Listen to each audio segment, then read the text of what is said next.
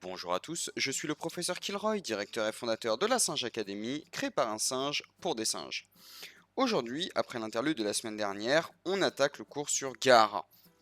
Jinchuriki Dichibi, utilisateur du Sunaton et 5ème Kazekage, il s'agit sur Naruto Online d'un personnage dont la première apparence sera dans le pack de première recharge, qui devient ensuite un pack de recharge journalière.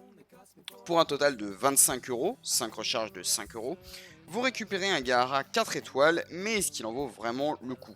On voit ça tout de suite. Gaara, dans son ensemble, est donc un ninja de type vent, qui sera donc élémentalement pas faible à grand chose. Un bon point pour lui donc. En termes de tag, on peut s'arrêter au fait qu'il s'agit d'un Jinchuriki, ce qui est relativement utile, les deux ou trois autres étant globalement inutilisés à l'exception d'un ou deux personnages jamais joués de toute façon, Ginkaku et Naruto Kurama.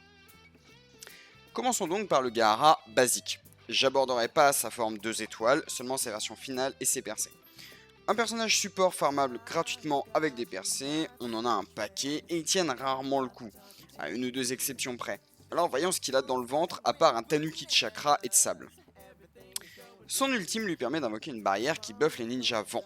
Il peut également la recasse, bien qu'à un coût en chakra plutôt élevé, pour causer de lourds dégâts au camp adverse. De réels lourds dégâts. Une fois améliorée, la réactivation permet de causer immobilisation, un hard CC toujours bien utile donc. A noter que la barrière n'est pas instantanée, mais que le recasse lui, oui. Son attaque standard est très simple, il inflige quelques dégâts, mais a surtout une chance de se poser un bouclier tout à fait correct. Un outil de survie pas si exceptionnel, mais tout de même très appréciable. Sa poursuite de base est oubliable, mais une fois percée, elle apporte encore une fois l'immobilisation, un debuff jamais inutile. Son premier passif lui confère la première armure, c'est donc bien souvent le premier ninja du jeu à l'avoir, et ça en fait un personnage défensif très agaçant à gérer au début. Une fois amélioré, il augmente également légèrement sa défense, ce qui le rend donc encore un peu plus gênant. Cependant, c'est bien souvent pour le second passif que vous le verrez jouer, notamment en GGS et 3v3. Au début du combat, il applique un bouclier de 20% de sa résistance au camp allié. Ce montant passe à 40% une fois percé et surtout il se cumule. Imaginez une GGS avec 3 Mainotaires et 3 Gaara.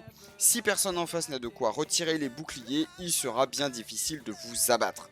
Votre camp aura reçu, disons environ 240% de boucliers. Jamais ils vous passeront.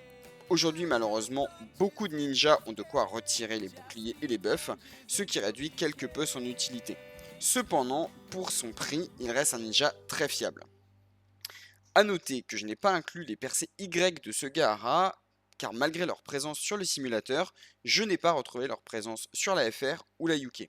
Je fais confiance à Sven et aux traducteurs qui m'ont précédé, mais faute d'informations, j'ai préféré ne pas m'avancer tout simplement. Passons à la version évoluée, Gaara Kazekage. Encore une fois, un ninja farmable gratuitement, en instance élite cette fois, toujours support et perçable 4 étoiles. Disons-le tout de suite, son ultime est tout simplement catastrophique. Il inflige des dégâts médiocres à 9,5, mais coûte un montant astronomique de 80 de chakra.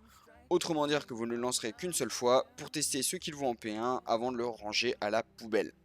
La version plus 2 est tout aussi mauvaise, augmentant seulement le nombre de victimes, mais la version Y mérite un coup d'œil. Certes, les dégâts sont encore réduits, ce qui les amène dans ce qu'on appellera le Ashura tiers, mais au moins son coût est réduit également. Dans tous les cas, la vraie raison de jouer ce Gaara est l'ultime L, qui permet donc de poser une barrière manuelle dès le tour 1, qui lui permettra également d'apposer des boucliers massifs à vos personnages.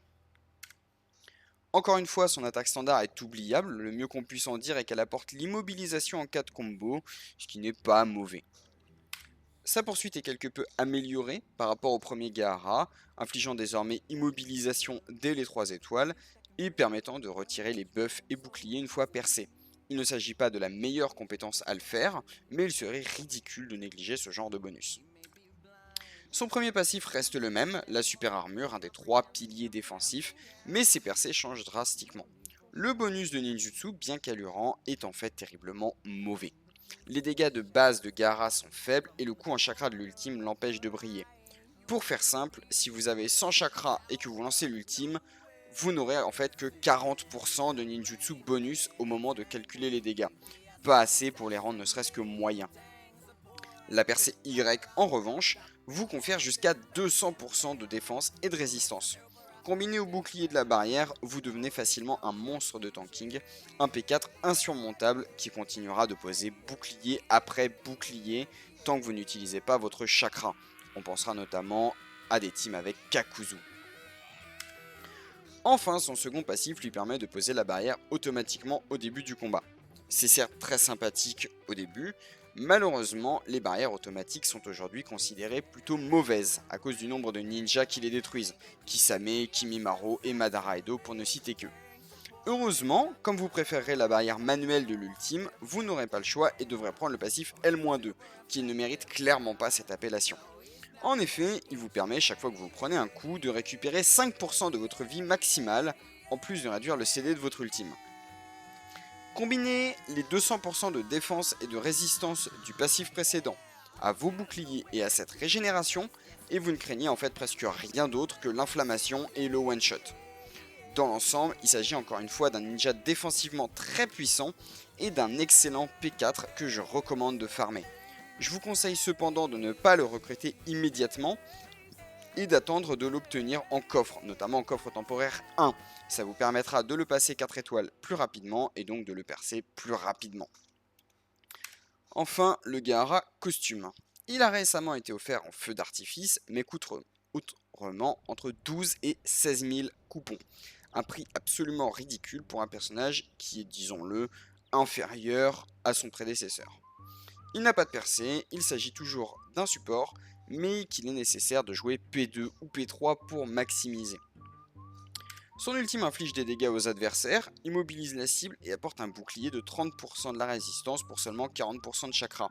Ce n'est pas spécialement mauvais, mais c'est quelque peu dépassé par les ninjas méta. On pense notamment à Obito GGS qui a reçu ses percées cette semaine et dont l'auto-attaque pose le même bouclier. Son attaque standard applique un bouclier décent sur jusqu'à 3 personnages alliés, un bon point pour lui sans plus. Sa poursuite est similaire à celle du Gaara Kazekage, encore une fois plutôt décente. Son premier passif octroie la super armure aux alliés de l'équipe qui possèdent un bouclier. C'est appréciable, mais cela lui demande donc d'être en vie, ce qui risque d'être compliqué sans les outils que possédait le Kazekage. Enfin, son second passif augmente les boucliers reçus par les ninjas féminins d'un montant substantiel. Encore une fois, pas si mauvais, malheureusement le nombre de kunoichi décentes est simplement trop faible pour justifier ce passif. Dans l'ensemble, si vous avez pu récupérer Gaara costume gratuitement, il ne s'agit pas d'un mauvais personnage. Il apporte beaucoup d'outils défensifs, à commencer par un montant de bouclier non négligeable, surtout si vous utilisez un P1 comme Kushina avec un main Ether en prime. Le problème vient tout simplement de son prix qui n'est absolument pas justifiable quand un personnage comme Gaara Kazekage existe, qui applique certes moins de boucliers mais est exceptionnellement solide en plus d'être gratuit. Sur ce, le cours est fini, je vous souhaite une bonne journée et à la semaine prochaine où nous étudierons un favori des fans, Itachi Uchiha.